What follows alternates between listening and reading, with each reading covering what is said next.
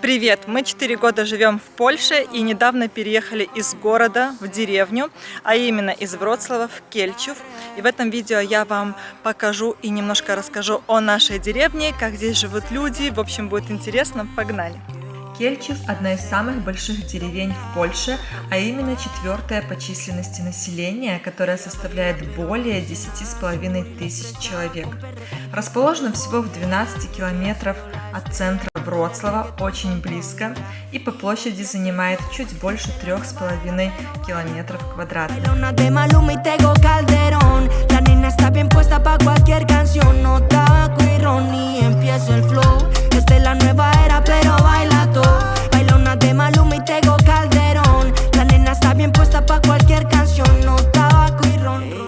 Кстати, если вы еще не подписаны на мой YouTube канал, то обязательно подписывайтесь. А если вы уже подписались, то не забудьте перейти к моему инстаграму. Там я бываю тоже очень часто, и можете тоже подписаться. Мне будет очень приятно.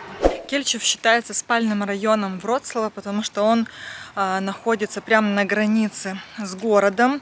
И сейчас эта деревня очень быстро застраивается новыми коттеджами, таунхаусами, близняками. Очень красивой становится. Это основная главная улица Кельчева, где сосредоточены магазины, кафешки, пункты выдачи, в общем, аптеки, все-все-все. Здесь, конечно, шумно на основной улице Кельчева. Но все же не так шумно, как в центре Вроцлава, например. Видите, есть Жабка, магазины. Дальше, конечно, в переулке, если заходить, там тоже можно встретить какие-то небольшие прилавки и кафешки. И получается, что с этой главной улицы идут как бы разветвления, переулки уже более тихие, спокойные, где нет такого шума, и там уже идет основной частный сектор и низкие застройки. Кельчев деревня очень старая. Первое упоминание о ней еще относится к XIV веку. И в то время территория входила в состав средневекового Силезского княжества и была под влиянием Чехии. Как и многие деревни в окрестностях Вроцлава, Кельчев возник как сельскохозяйственное поселение, которое обеспечивало город продуктами и сырьем. Нашла здесь, кстати, карту. Прямо смотрите, Кельчев написано. Фотографии самых там известных красивых тут мест, да, вот, кстати, школа. Здесь детская площадка, это возле школы вроде бы. Все остальное я еще не знаю, футбольное поле. И видите, гмина Долголенка, и Кельчев находится вот здесь. Можно по карте сориентироваться, насколько примерно большой поселок. Вот. Видите, вот улица Вроцлавская, она идет прямо посередине. В ту сторону идет Вроцлав, а снизу идет обводница. И уже с главной улицы идут переулки. Видите, почти каждый переулок от Вроцлавской заканчивается вот таким тупиком. Стоит знак.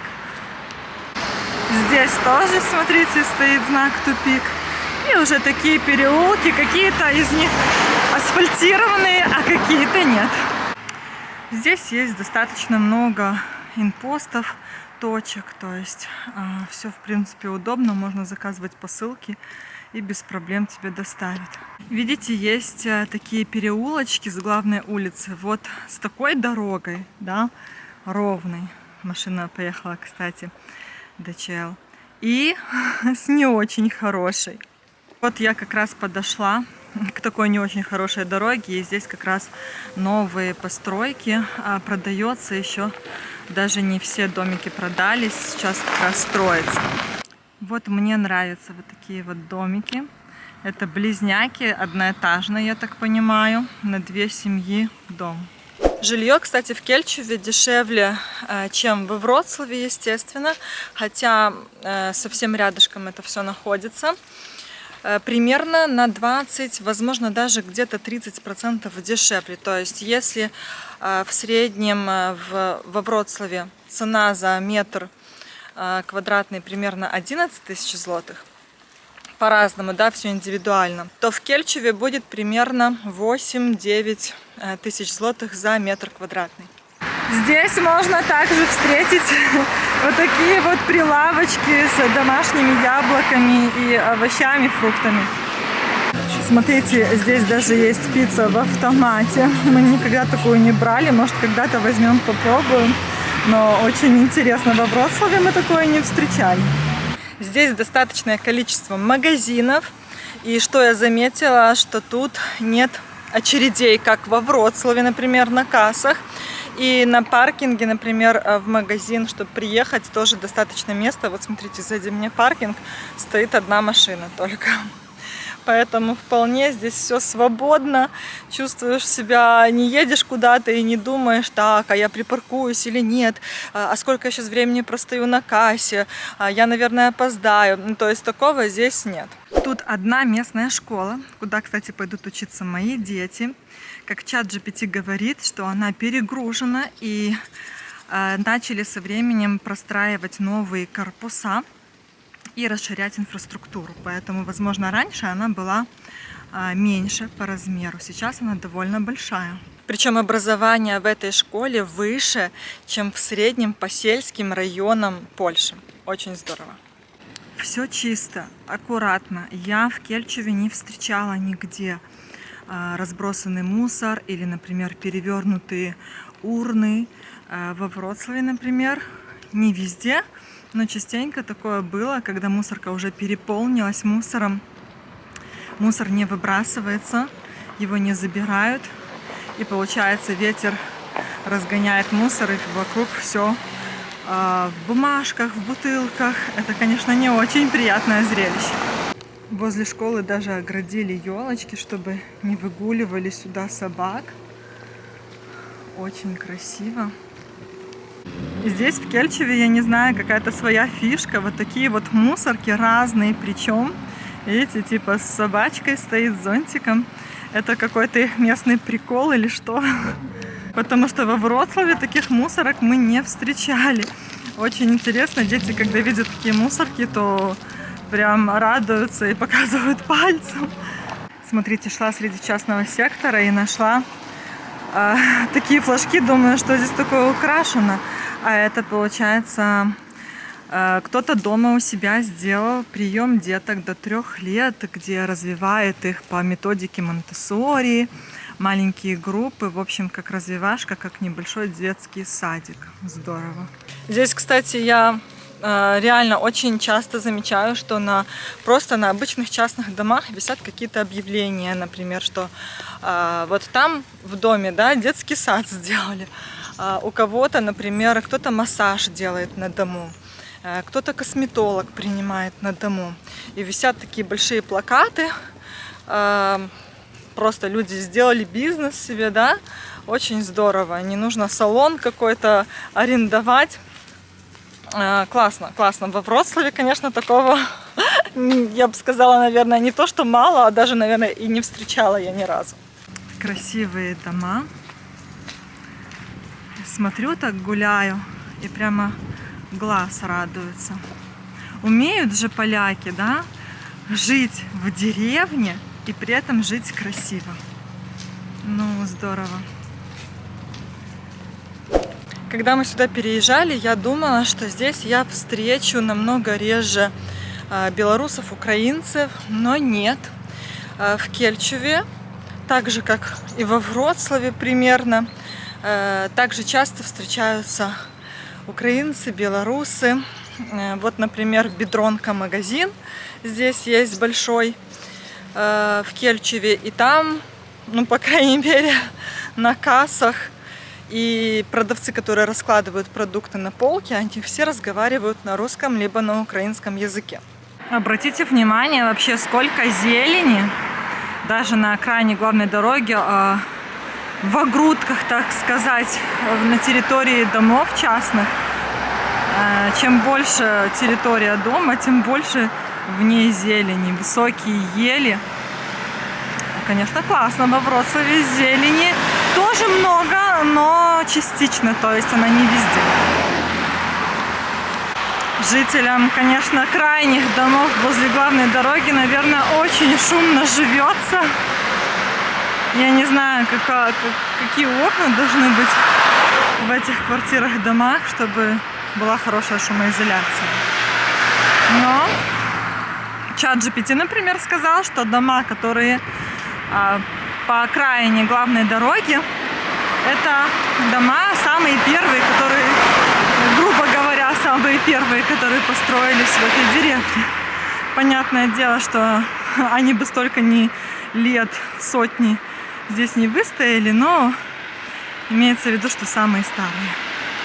Ну, мы подошли к самой большой бедронке в Кельчеве. И кажется, вся деревня должна ходить в этот магазин. И там должны быть очереди, но нет, их там нет. Я не знаю, может, потому что лето. На паркинге в бедронке всегда можно найти место. Здесь также рядом аптека, ДЧЛ, Орлен доставка, какой-то медицинский центр здоровья.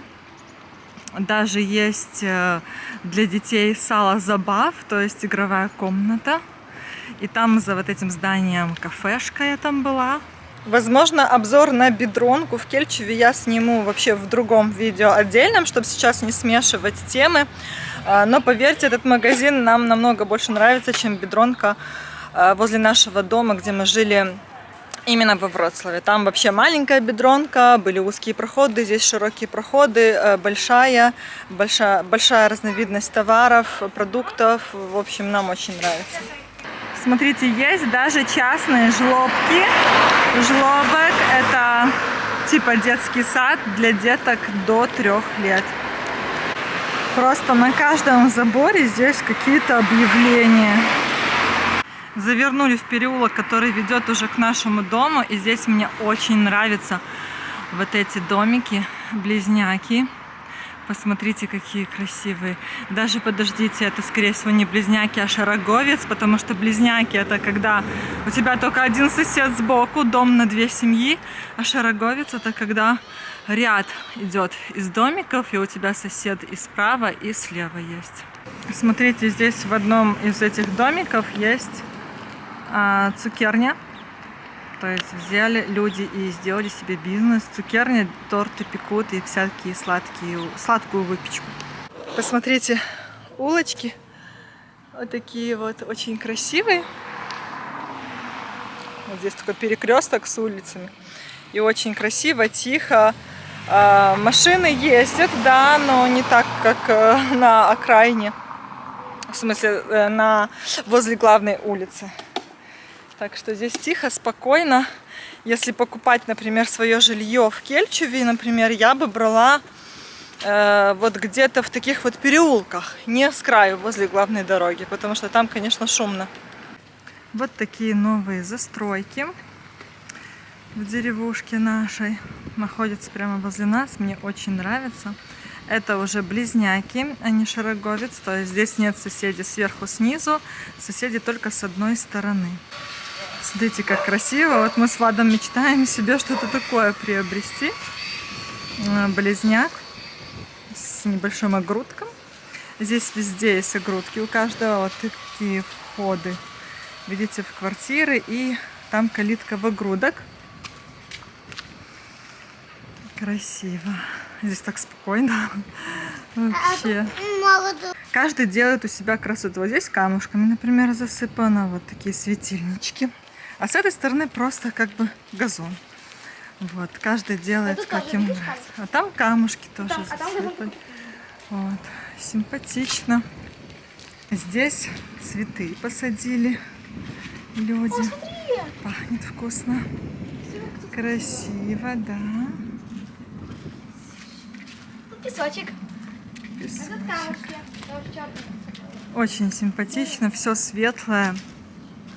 Все такое, я бы сказала, свежее. Не скажу, что прямо новое построили, там, я не знаю, когда эти близняки.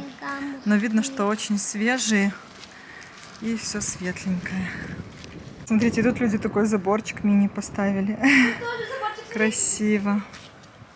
А вот, да, заборчик. А тут люди такой заборчик поставили.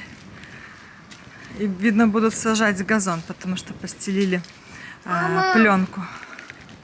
Либо посадили уже, и она под пленкой. Вот этот комплекс прямо на краю, так сказать, здесь уже поля. Я думаю, постепенно будет и здесь все расширяться и заселяться. Прямо возле нашего дома в Кельчеве гуси и куры. Здесь такой большой пустой участок, и они здесь пасутся. Ади все время подходит их кормить. Боишься?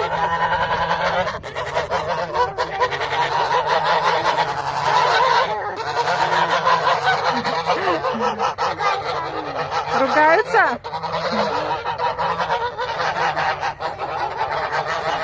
Ади кормит там гусей, курей. Они уже ушли, гуси, да, домой? И мы уже домой почти пришли.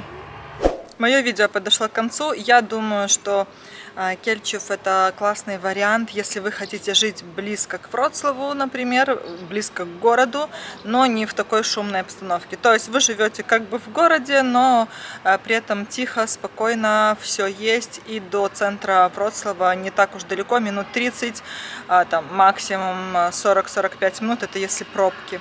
А так многие работают во Вроцлаве, живут в Кельчеве и на работу ездят во Вроцлав. Очень удобно. Здесь дешевле жить, дешевле жилье, ну а работаешь ты во Вроцлаве. Пишите в комментариях, как вам наша деревня, в которой мы сейчас живем. Минимум год мы будем жить тут, так как подписали контракт по этой квартире. Вот, надеюсь, вам понравилось. Нам лично очень нравится. Пишите в комментариях, что больше вам понравилось. Вы бы смогли бы жить и хотели бы жить в таком пригороде, да, в такой деревушке.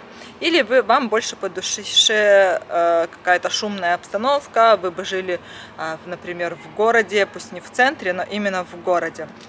Будет интересно почитать. Жду ваши комментарии. До новых встреч. Всем пока-пока.